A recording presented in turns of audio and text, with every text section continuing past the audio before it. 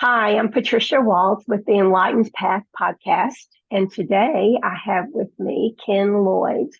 And Ken is going to talk with us about ascension and those things that we can do and the things that he offers in order to help us to evolve and raise our consciousness and connect in. And so let me tell you a little bit about him. Ken is a one-of-a-kind spiritual healer. He's integrated 13 different soul aspects from his oversoul into his third density body. This happened as a result of a near-death experience, and it allows him to embody higher dimensional frequencies and to facilitate connections across universes that deliver ascension and healing codes to humanity. And I know that he has not only a podcast but also a live is it called a simulcast? I think that's what you call Live it. stream. Yeah. Yeah, live stream and sees clients. So he's involved in a lot of things right now, and I just wanted to bring him on and let you guys experience what he has to share with us. So welcome. Thank you Thank very you. much for being here. Yeah, thanks for inviting me. I gotta tell you, I'm a big fan of yours. Big fan of your Hall of Records, light language, near and dear to my heart. So we speak the same language, no pun Yeah. intended there. So I'm very excited. But spirituality, when we talk about 13 soul aspects, these higher frequencies, near-death experience, all these were foreign words to me. So my event happened in 2018, and I had no religion, no spirituality, never opened a book, had no clue about this realm that is now my life. It encompasses the every moment of every day. The idea of having a near-death experience for me wasn't what I understand to be typical for most. So the way I explain my situation is when I read about people who have near-death experiences, they'll go over and they'll meet Jesus, right? Or they'll have the discussion with angels, or they'll see their life review and all of these incredible, very, very memorable experiences. But that's not what happened to me. So for me, imagine the idea of that tunnel opening up. But instead of going to the other side, I had 13 versions of me or 13 soul aspects of me come over into me, into my physical body. I had no memories of it. I didn't know it took place. I had 2 minutes of me laying in bed, just locked in position. I felt something come out of my chest and I fell asleep. Now, at that point in my life, I was under a lot of stress. I'm a three-time business owner, a cybersecurity company, going through acquisition, incredibly stressful. I was on a lot of energy drinks, a lot of ADHD medicines, and it put me to the edge. Wow. So yeah, at that point, I was really angry in life. I was angry at the acquisition, angry at everything that was happening. And I remember laying there one day saying, just make it stop, just make it stop. And what I really meant was make the acquisition stop, not me. I wasn't ready to check out. I didn't know what happened that day. It was, again, 2 minutes of me laying there. I woke up the next day and things felt more peaceful. I still have the same problems. I still have the same issues. I was not magically healed. The brain tumor didn't go away. None of those things. But what happened is it kind of put a spark in me that says, go ask some people what happened. So that's when I discovered, oh, a psychic. What's a psychic? And I started visiting psychics, right? And they couldn't give me much information, but it was interesting the way spirit works is they give you just enough crumbs, just enough bread trail, go to the next one, and to the next one. Then I started reading books. What's an aura? What's remote viewing? I want to do all these things. Lo and behold, I ended up hiring people to teach me how to be spiritual, how to clean my diet up, how to get rid of the junk food, right? How to detox the body, how to get off the medications I was on and start dealing with the stresses of my life. And things started clearing up. So, interesting enough, I started reading books on energy healing. And as I'm doing the exercises, I'm like, wait a minute. I'm doing these things. People around me, family and friends are telling me, yeah, I can feel the energy. And I got to tell you, I was pretty much calling BS. I'm like, no, you're not. You're just making me feel good as I went down this path, right? And it took me Right. almost a year and a half of me doing this work, and I got Reiki certified, which opened up the energy channel, and I got more and more results. So then I took an energy practitioner course to do everything they were doing. I did my 25 samples, right? 25 people, and I could do it all, but I still didn't have the confidence. And then lo and behold, one day I get my first download. Now, download is information, right? Something came in, a spark out of nowhere, go do this thing. And I get the message to go into DNA number 3. So if you can imagine the DNA ladder, we go to the third step. Now I could see inside the body at the time. I go into the third step and I look to my left, look to the right as if it's a hallway. And there are these drum cymbals. You know, the metal that's slapped together, but they were vertical. 4 on the left, 4 on the right. And I get the message, go ahead and just grab this one and move it to a different position. And as soon as I did that, they all started vibrating. The bottom of that hallway dropped out to an upside down pyramid that looked like it went down forever. I looked back up in my mind's eye, and now there's a tunnel in front of me. And at the end of the tunnel are 4 very large ETs, 20, 25, 30 feet tall, whatever they were. I mean, they were 30 feet down this tunnel. And I'm like, what is this? I never had these experiences before. I got the intuition that day that I was the 5th one. Now, I didn't get the names. I didn't get all of these things. But yes, I got they led me to another psychic who was able to tell me these were the Craigs, and it's KREGS. And the Craigs were 17th dimensional ETs, blueprinters, if you will, blueprinters of the universe. And they said, yes, I was the 5th one. When that happened, things started changing in my physical body. I started feeling tingles. So when I would lay there in bed, we'd normally go to sleep, but I'm like, wow, I feel numb. I feel these little tingles going over my fingers and my body. And as the weeks and the months progressed, it got more and more and more to the point where now I feel like my arms are, when you sleep on your arm and it gets that numbness, my whole body was like that. And sometimes it'd be all the way down to the bone. And other times I would feel it 2 inches outside of my body. I didn't realize it at the time, but they were the 13 that are in me, because 13 souls came over, were modifying my physical body. They were changing my cellular structure to hold these higher frequencies and creating this field around me.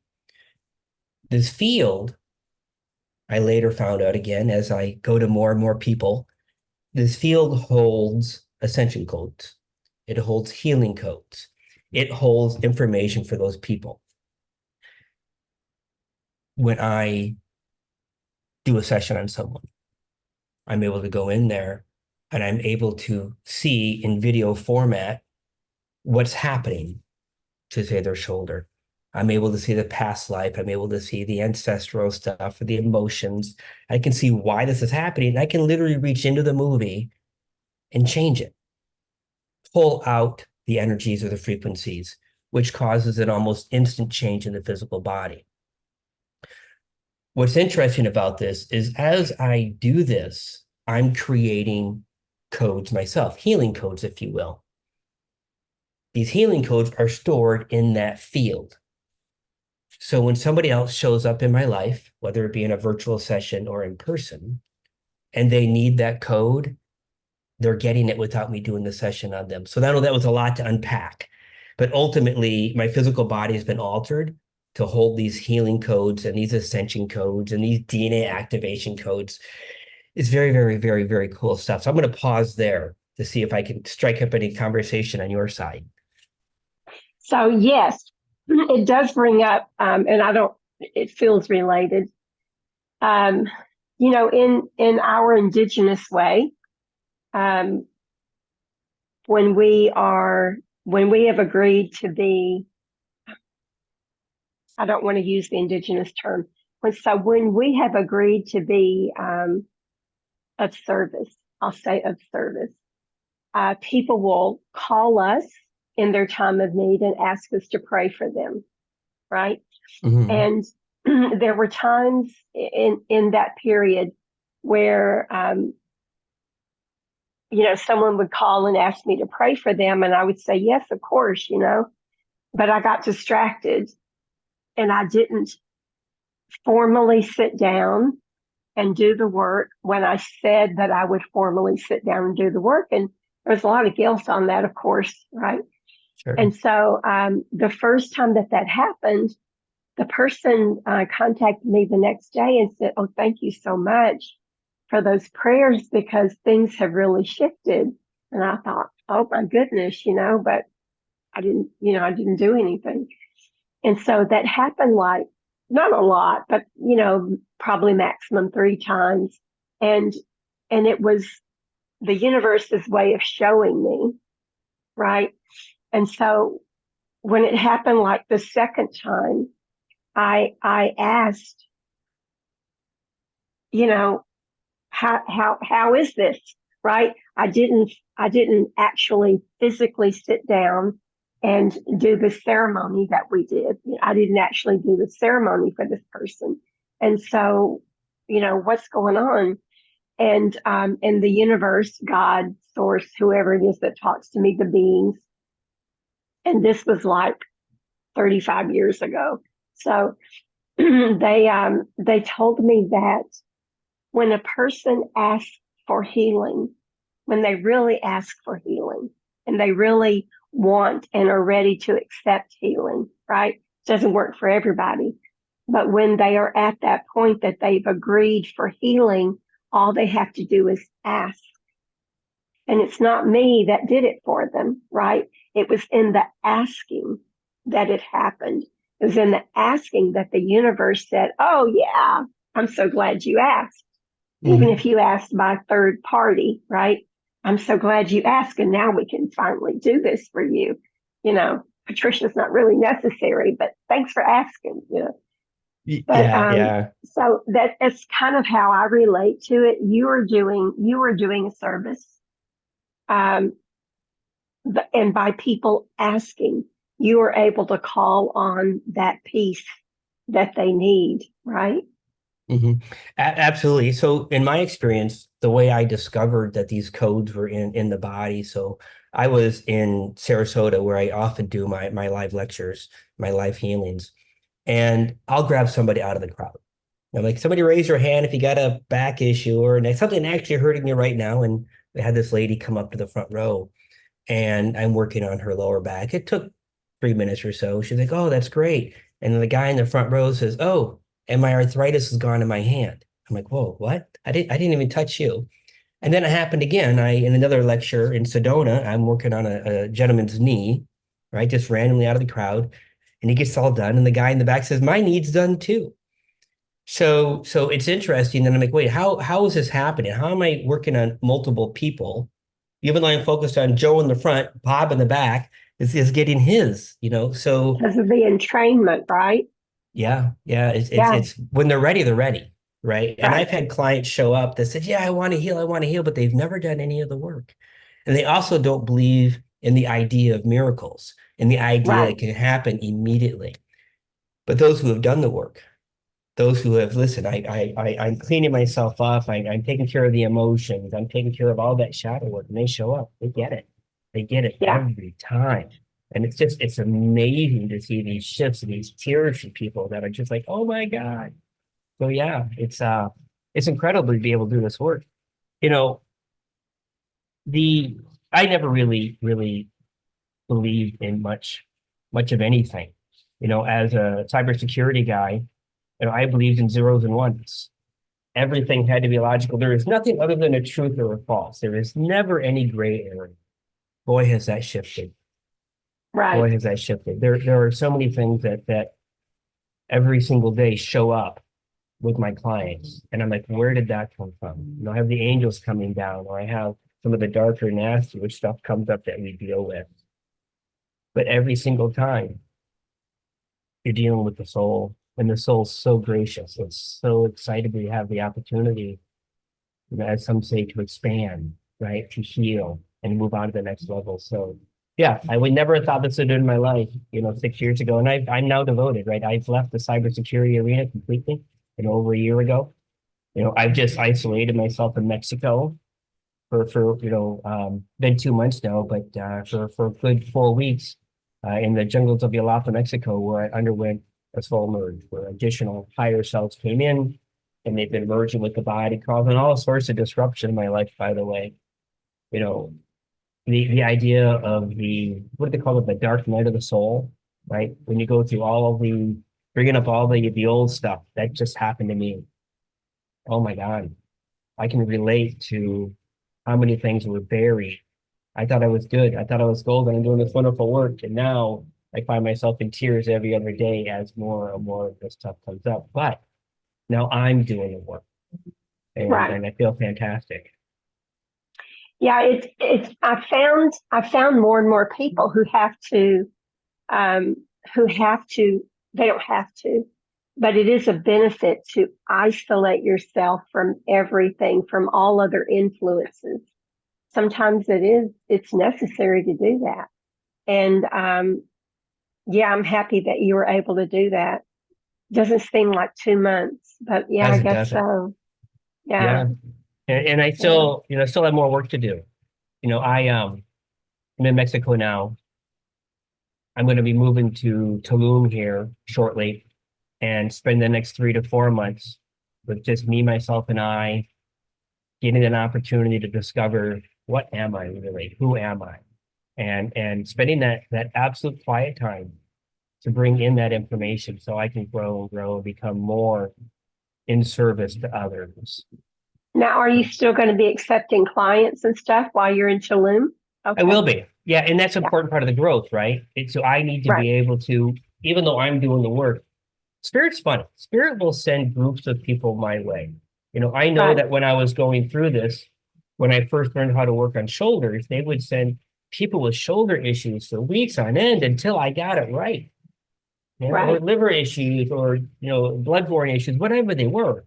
And this is the thing that's going to happen. And I'm already realizing that the clients that are showing up now, deeper and deeper work's happening. Now I'm seeing the soul aspects. I'm seeing the soul fragments, right? I'm seeing deeper connections to galactic stuff coming through.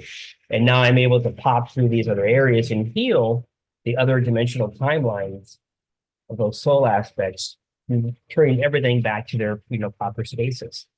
So yeah, I don't think I'm ever going to stop learning, through this No, process. I learned something new with every client. And I was having a conversation with someone recently about my focus changing, because like most people, I started out with Reiki and hands-on healing and seeing clients who were in emotional distress or physical distress. And at some point, my focus shift, I'm and the way that the beings put it is I'm out of the healing business. Yeah. That's what Okay. they told me. You're out of the healing business now. You're into the expansion business. Uh, And so I I would rather work with people who are ready to learn new tools and ready to mm, expand, rather than rehash their shadow work or their inner child woundedness or their relationship woundedness. Um, Maybe it's age, I don't know, but I'm just out of that business now.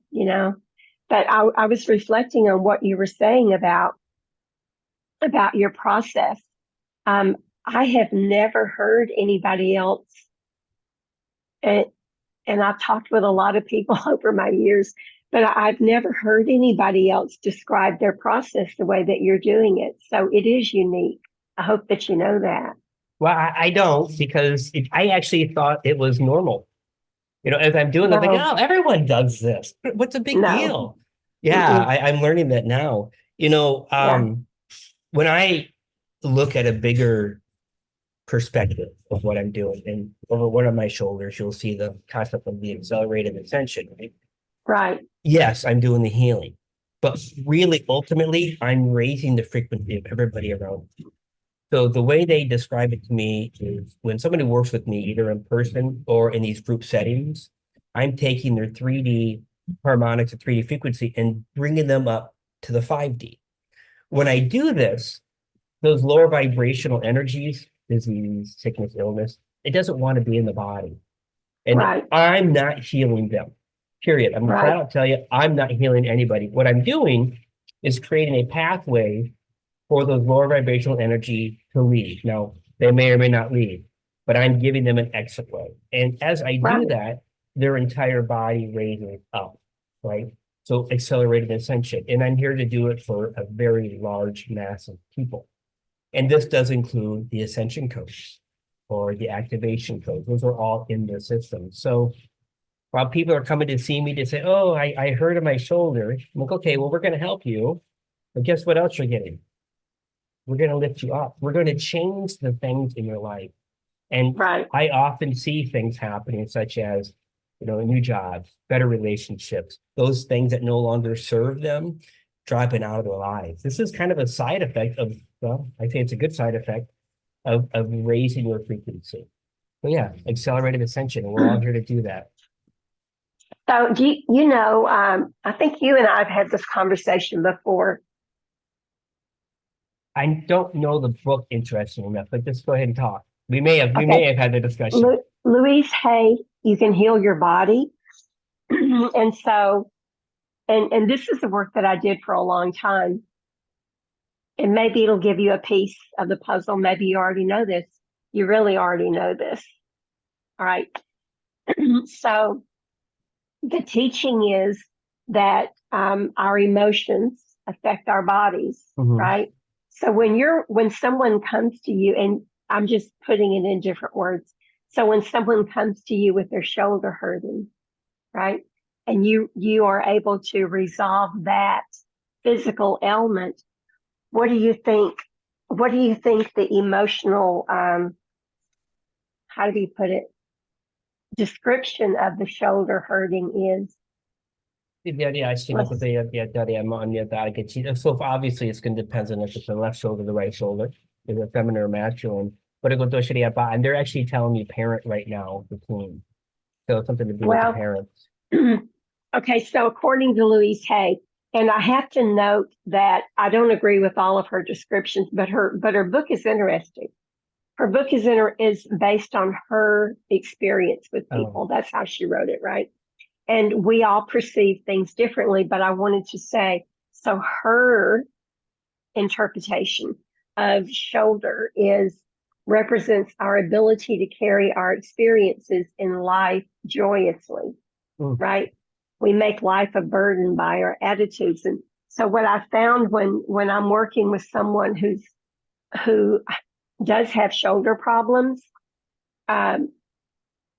it's about carrying the world on your shoulders kind of thing. I mean, it's a common sense analogy. If your back hurts, right, the weight is too great for your body. If your head hurts, if your heart hurts, if your leg hurts, but I love watching that, although I'm out of the healing business, right?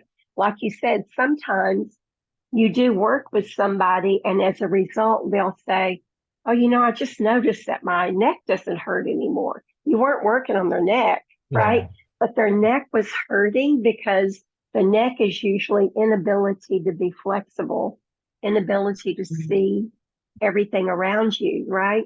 And so once that's cleared up, then it's like, oh, wow, I just noticed my neck doesn't hurt anymore. Well, we weren't working on your neck, but we were working on issues surrounding your ability to be flexible and to see, to be willing to see. When I first started doing some of those exercises, maybe 3 years ago, right? It would take me an hour to look on somebody's back or somebody's shoulder. And I would have to get in there and really figure out what that emotion was. What is the story? Where the issues come from. And I would have a back and forth dialogue, and then we would have a resolution. But it doesn't work like that now for me. When there's an emotion, faster. Yeah. I literally grab, I know it's going to sound a little gory, I'll grab the skin and pull the skin off and just throw it out, and it's done. Or I'll go into the heart and I'll have a conversation with the heart consciousness, and it'll literally give me a trauma ball, and we're done. The same thing, but it's interesting when it comes to things like childhood trauma. First of all, my understanding with childhood trauma is the person will probably not have a lot of memory of it. They know something happened, but they don't want to remember it. They don't want to have it. They don't have to bring that back up. And for me, it doesn't work like that. If I find something in the body, they'll say childhood trauma, and I'll say, okay, angels, the angels come through, and they'll bring up a child, they'll put a halo over the child's head. The angels will reach down, grab the soul of the child, bring the child through the halo, and what's left is a trauma, and I throw it out. Done. There is no memory needed. There's no recollection. And the same thing with past life. I don't tell people past life stories anymore. The ancestors come up. It's not necessary. It's not You're necessary. right. Yeah. Yeah. Yeah. So it just gets easier and easier. And then when I do my group sessions, I'm not going to sit there in a group and have a group session that says, this session is all about ancestral. It doesn't work like that. Right. I'll have my group session, like everyone shows up, you're going to get exactly what you need. And I don't know what they need at all. This is where it's completely hands off. I'm walking them through what I call follow the bouncing ball. I'm going to take you through a visualization, which is literally a distraction. And it's designed so that you call the beings, the energies, the codes will come through and do the work that they need. Do exactly what they need. Every single person gets what they need, but everyone needs something a little bit different. So I actually enjoy doing the groups more. Because in the same amount of time, I'm helping 100 people through their process. But I got to tell you, those group sessions, they can be a little intense for folks. I've got a protocol they need to follow afterwards. No alcohol, first of all. You're going to be grounding every day. Get ready for the emotions because you're going to be purging them too. You may not be sleeping a lot, or you may be sleeping too much. It really impacts them for 4 to 7 days as they go through all these major energy shifts in the body. So, yeah. And tell me again how often you do these groups. I do them every 2 weeks. And I don't do them every week because it takes about 7 days for someone to recover from them. And they need a break. So, yeah, every 2 weeks. I'll be doing more in the future in different time zones when it's appropriate. But no, I don't want anybody showing up any sooner than 14 days. And don't you have one coming up? I do. I've got, the next one's going to be on May 30th. Okay, I thought it was sooner than that. Okay. No, it's May 30th. And then at the end of the month, I'm in Sarasota, Florida in person for about 6 days. And then I'm in Naples for 4 days or so doing events down in Naples, Florida. And it's all on my website. But every 2 weeks. And then, I do sessions. I do one-on-ones. And, I've got these 25-minute sessions and these 55-minute sessions. And I tell people, you don't need me for an hour. Don't do it. 25 minutes. That's kind of what I tell people. I have a 30-minute session and an hour session, and you can do so much in 30 minutes. You don't really need an hour unless you get those people that need to talk, right? They do. They do like to talk. Yeah, the Aries in me which just wants to dive right in and do that. We can do this in 30 minutes because I'm just going to dive right in there, But if it's someone who needs to talk, then they need an hour session. They do. They do. And I find myself interrupting them and think, whoa. I don't need to know your knees from a car accident. I just need to know, is it your right knee? Okay, great. Let me just get in there and let me know if it's still popping. Does it hurt? And it's an interactive thing. Move your shoulder as I'm working on it. Tell me when it's gone, and those type of things. And we just get in there and we rock and roll. So what's on the? You told us a little bit about what's on the agenda for your future in Tulum. You're going to be doing groups in Tulum. I know you're going to be doing privates, but are there plans to do groups? My team has live groups. I know that you do Zoom, but live groups. Yeah, my team has me doing events for the next 2 years in person. Right. Okay. Mostly in North America, which includes Mexico, and then some over in Europe. And they have me, when I talk to them, they tell me I'll be working on millions of people. Now, millions of people over 40 years, I don't know. I don't know what that means, but as the energies in me get stronger and stronger, this field around me right now is about 410 people. So if you come into my presence, and you're ready, you got to be ready for the work, right? You're not going to be standing behind me in the Exactly. grocery store and you're going to be all fixed. You need to show up and be ready. But Yeah. they're telling me that expands to 1 kilometer by December. So the idea of me getting in front of large groups is not only part of the mission, it's a requirement of the mission. Like, I don't think I could do this if I hadn't already signed up somewhere up there to say, yeah, we're going to do, large scale, ascension. So yeah, Right. but send me events, folks. I'm ready to go. Everything kind of falls into place, right? When it's time. I mean, I have examples of other people who, we're really just starting out with what they weren't public about anything they did. And all of a sudden they just started getting speaking engagements, Mhm. and, uh, you know, big clients who kept making referrals to referrals to referrals. So whenever the universe is ready or whenever they think you're ready, then they start opening doors. Yeah, Yeah. and it really does feel that it's time to accelerate the whole process of ascension. And I don't mean just my tagline there. Like there's new energy, there's new people coming on scene that are just incredible, right? And you can call it a changing of the guard. We've had a lot of leaders, and now it's time for these new folks to come in and just bring a new awareness of this whole process taking place. It's like the universe is like, okay, we're gonna speed this up now. We're gonna move this right along. So And it's funny that you say that because I have had a lot of people lately who we're going to call them coming online, but they're just remembering. But mhm. but almost all of them have the same concern. Concern, yeah. So almost all of them, the first thing they say is, I feel a pressure. I just feel an urgency that I need to hurry up and, learn all of this stuff. I need to hurry up and get online because it's real important. And I'm thinking, well, we've been doing this for, at least 40 years. Yeah, So, yeah, 1987 was really the kickoff as far as I'm concerned.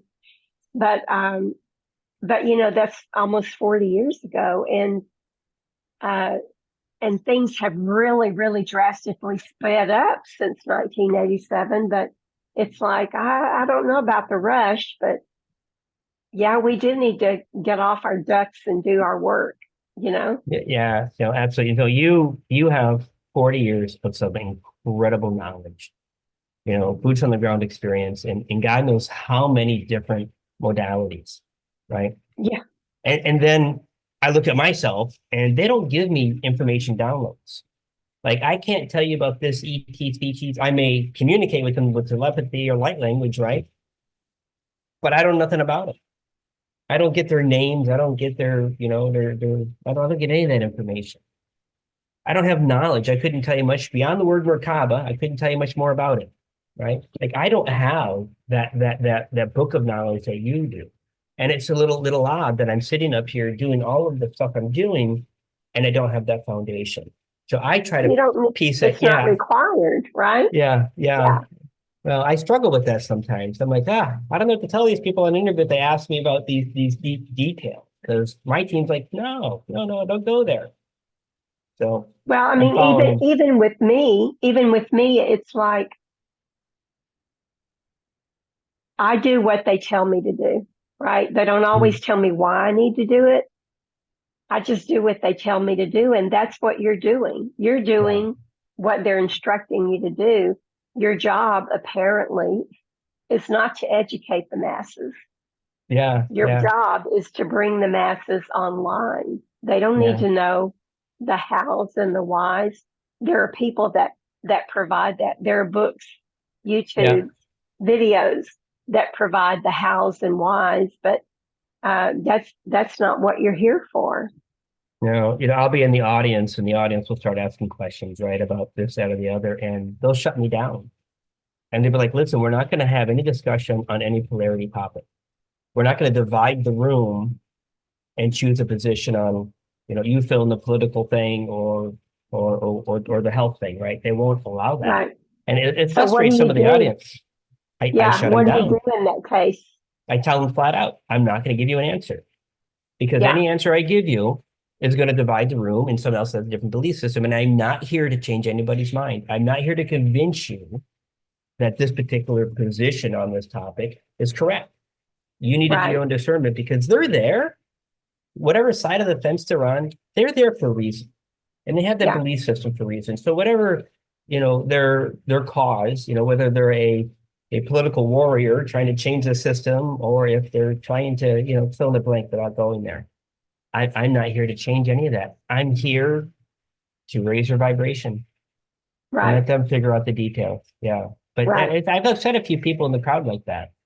Well, but that's okay. I've heard some of the big channels like Bashar and Mhm. Abraham Hicks, Esther. I've heard a lot of them. They will answer those kind of questions with, "You don't need to know that right now." Oh, You yeah. know, Another great and example. and, and I've had in my QHHT sessions, where people channel their higher selves. It's not coming from me. Yep. It's coming out of their mouths. And I've had their higher selves tell them, "You don't need to know that right now," Mm. because they'll come to me with a list of questions Yep. and I ask the questions. That's my job, is to ask the questions, but the answer comes from them, right?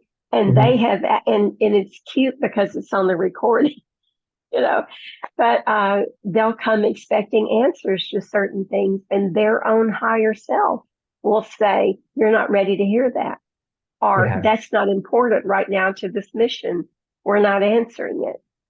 Yeah. How can you argue with that, right? You can't, If it came out of your listen, own mouth. Yeah. is there anything you haven't done? And I mean that in the most sincere, amazing way. I didn't know So you were QHHT certified as well. Wow. yeah, yeah. That's incredible. Um, I love Dolores Cannon, but yeah, there's a lot I haven't done. A Mm-hmm. whole lot I You couldn't haven't convince done. me that. Yeah. That's incredible. So, anytime I do the interviews, I usually provide, a little gift for the audience. And if you're willing, I'll do a little healing meditation for them. Is that Yeah, okay with you? yeah. I have a question for you, and you can Sure. answer it or not. It's up to you. But someone asked me recently.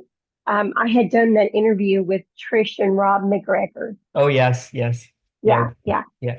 yeah. And they asked me about the language of light, Mm. right? Hmm. And they were asking me specifically about you because they knew that I knew you, right? Yeah. And Hmm. they said, when Ken is doing light language, we notice that he bounces back and forth.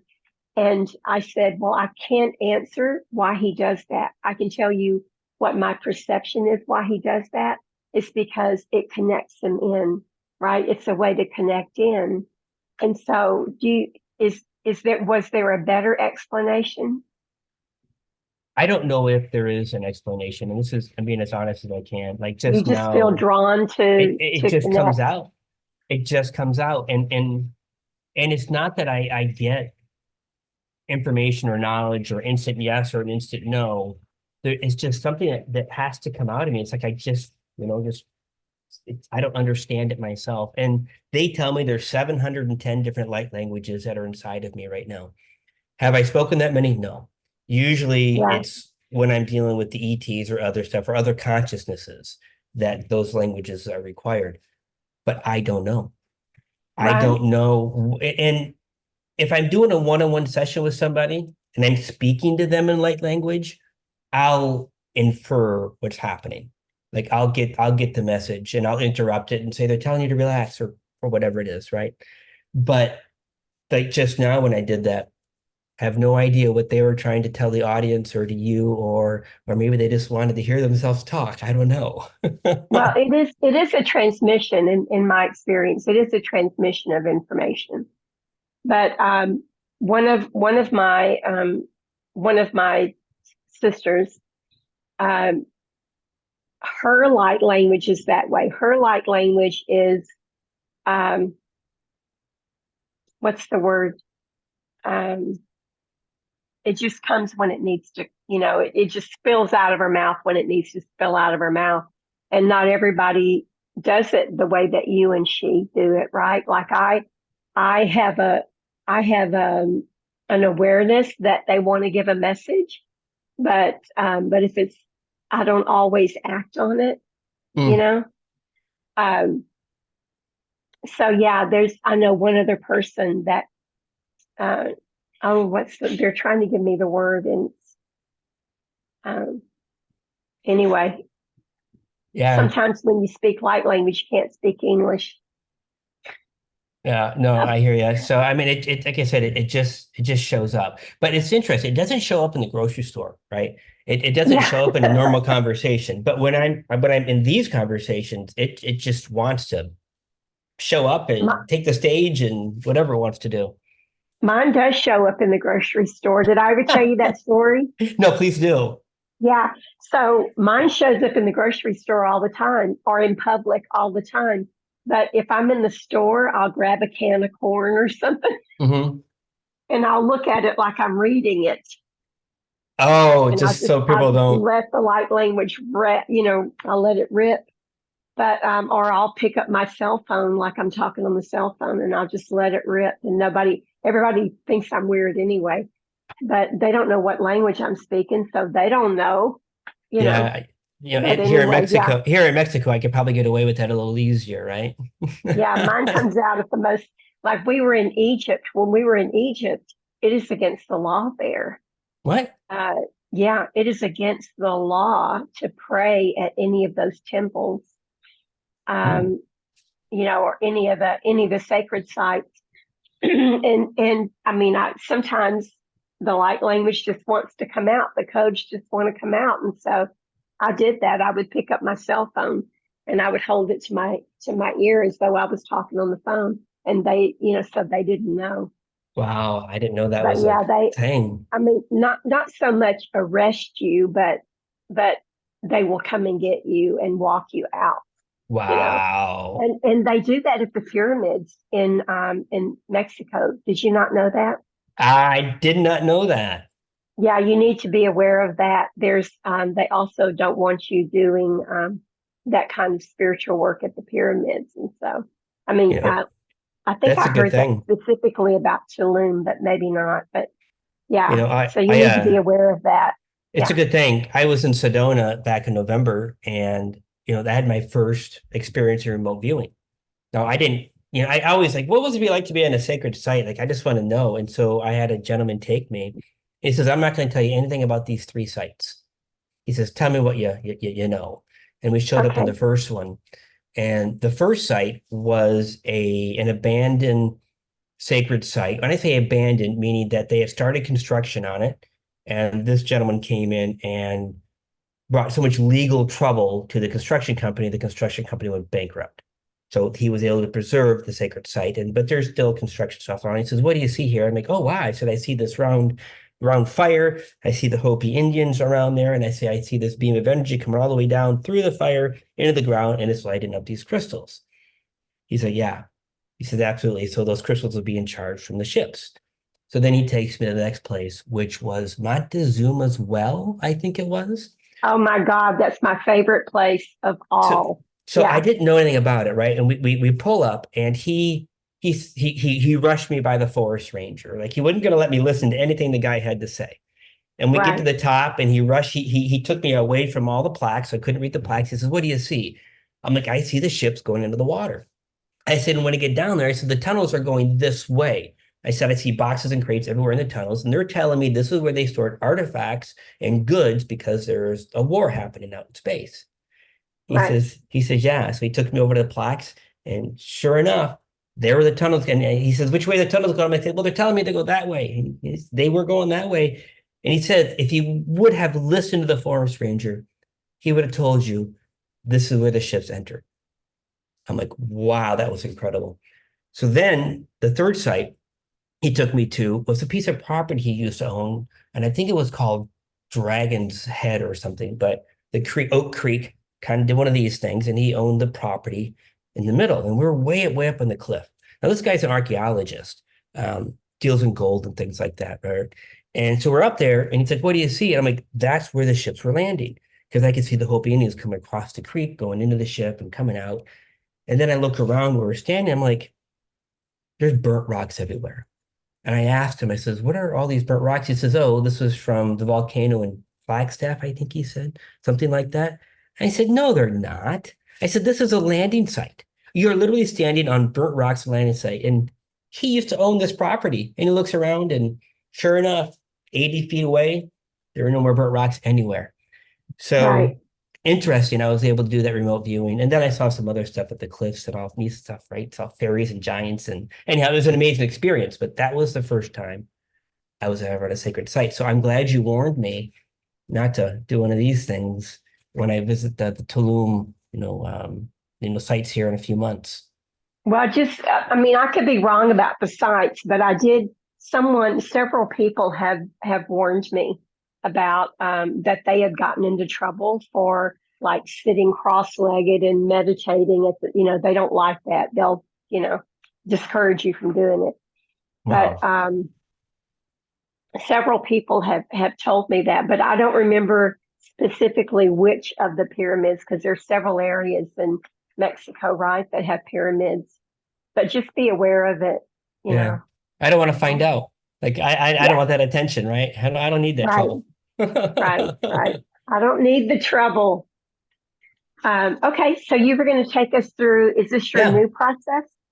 Didn't you Um, didn't you devise a kind of an upgraded process? Yeah, this is an upgraded process. It's a shorter one as well, 10 or 15 minutes. Uh-huh. It's not crazy long. And again, everyone gets exactly what they need. So Okay. easy peasy Well, stuff. And is go ahead. I'm going to mute my microphone. Okay. Sure, absolutely. So as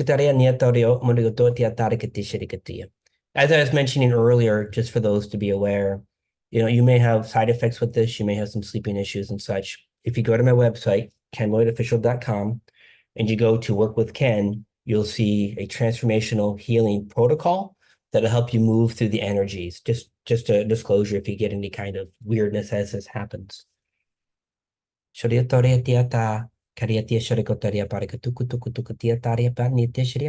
just close your eyes. Take a breath in, breath out, another breath in, breath out, and a final third time. Just relax into the breath and the breath out. Please visualize tree roots growing from the bottom of your heart. And allow those tree roots to grow down the torso, each of the legs. Pull them down further and further and out to the feet, into Mother Earth. Continue growing them down, down, and down till you see the beautiful orange glow, the center of the earth. Take those tree roots and wrap them counterclockwise 3 times. 1, 2, 3, and pull them nice and snug with love. Shariatia tarikatia shariatia yamayata kutukavi shariato mo unni sharianya anitari nitiria tariato chiro shariata kata shariato kuputo sharia. Visualize above the head just a little bit. A beautiful, beautiful golden orb. And say the words to yourself. I wish to connect to the highest of the high, closest to source, that's in 100% alignment with me and my missions. And as you do that, pull that orb down through the head, through the crown, all the way down into the heart. Take a breath in, then on that breath out, expand that orb 6 feet around you, so you're in the middle of it, and that orb's around you.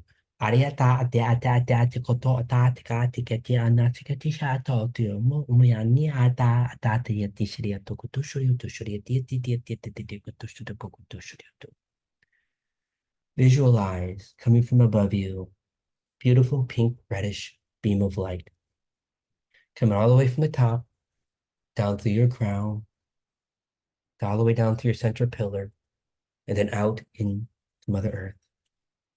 And as you stand in the middle of this beam, it gets wider and wider and wider. The beam's all around you now. As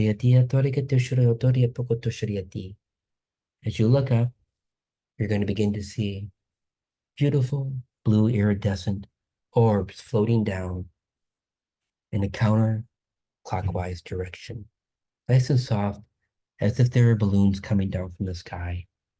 Different sizes. They come down, they begin touching down by your feet, all the way up above your head. From your heart, connect to these orbs. Just feel the energy, feel the relationship. They're here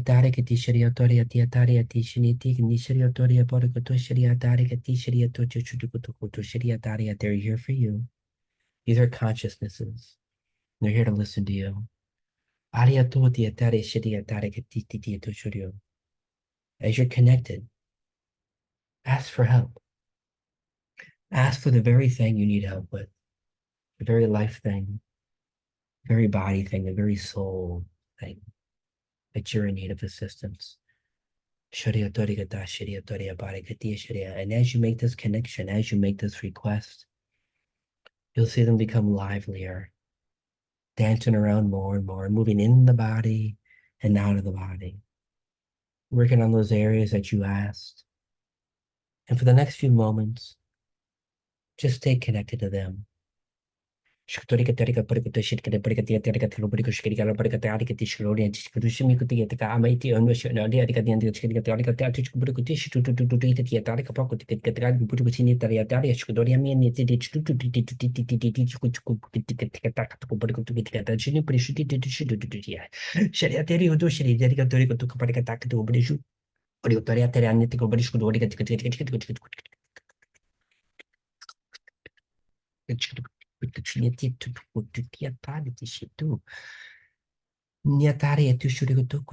watching them, keep watching them.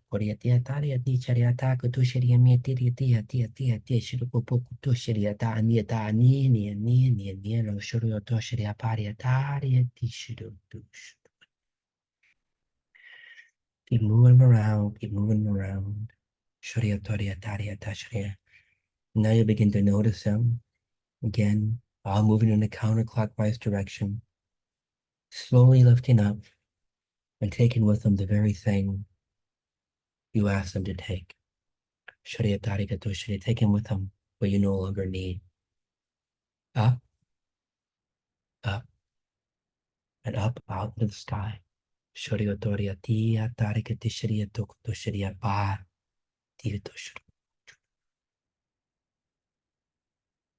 When you feel ready, you can come out of that.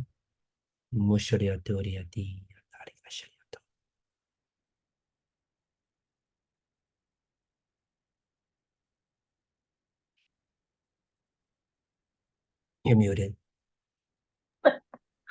That was good. That was a different process. I enjoyed it. Yeah. I wish I knew what I was doing. I say that I wink a little bit, right? So I'm just, following the instructions they give me, but I don't know what they're working on. I have no idea what each one of those individual orb consciousnesses are doing for that person, right? Some people will go Right. on a journey, another one be like, oh, my shoulder, again, just using the shoulder for an example. But yeah. But your information, though, is that there are codes and frequencies, downloads, Yep.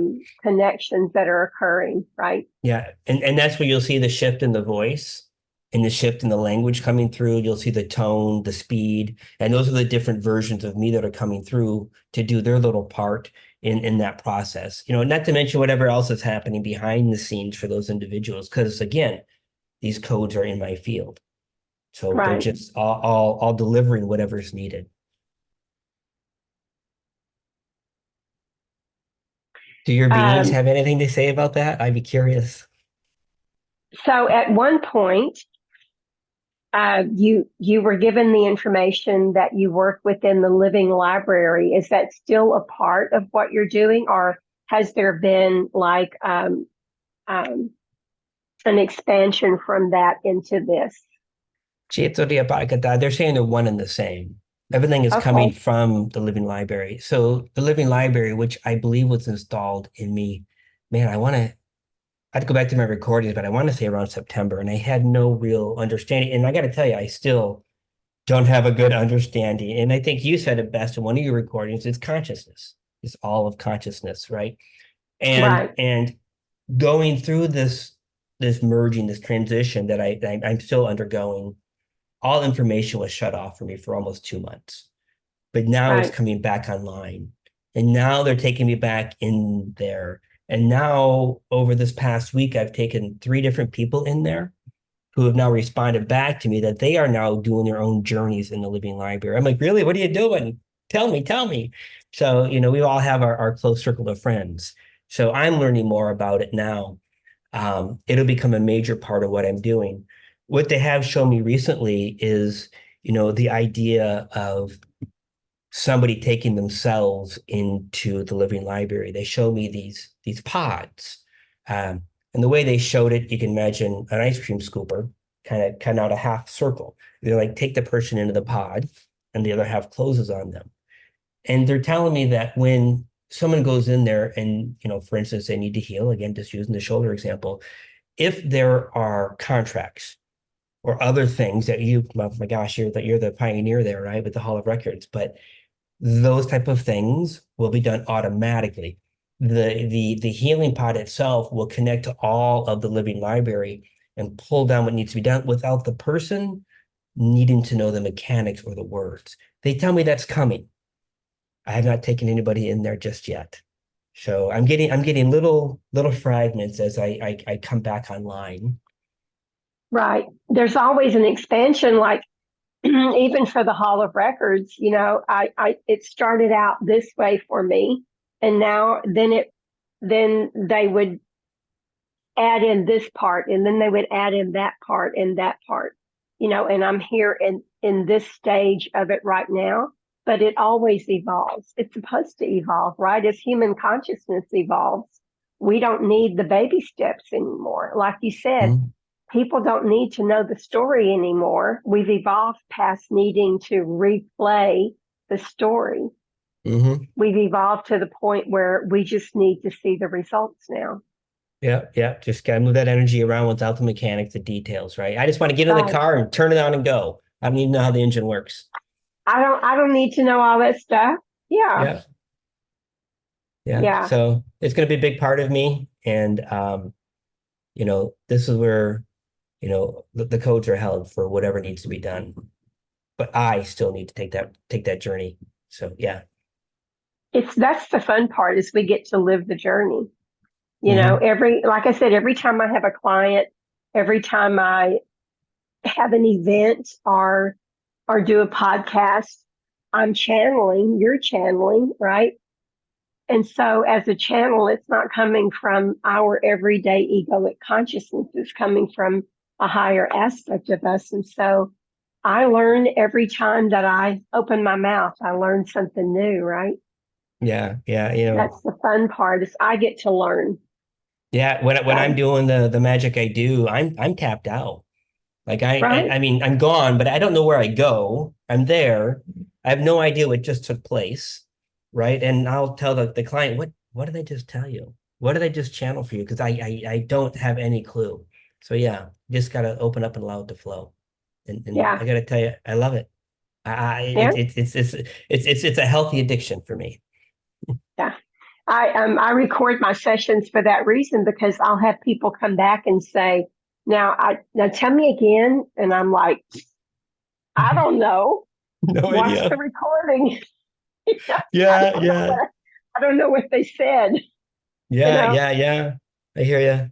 So, This has been amazing, and I can't thank you enough for the opportunity to have an hour of your time to dialogue like this. So absolutely, we I need to do love this this again. conversation. We need to do it with some Yeah, coffee or some tea in front of us and just go to town for hours. I'd love it. yeah. We could do it again anytime. All right.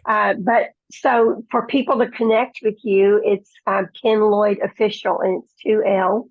Yes, like Lloyd's of Yeah, London without all the money. soon. Okay. Yeah. So Ken Lloyd Official.com, Hmm. because there Yep. is another Ken Lloyd, but he's not doing this work. No, And and so and pretty much everything is there. Do you have more than one web? Do you have a website for the ascension work? I don't no, remember.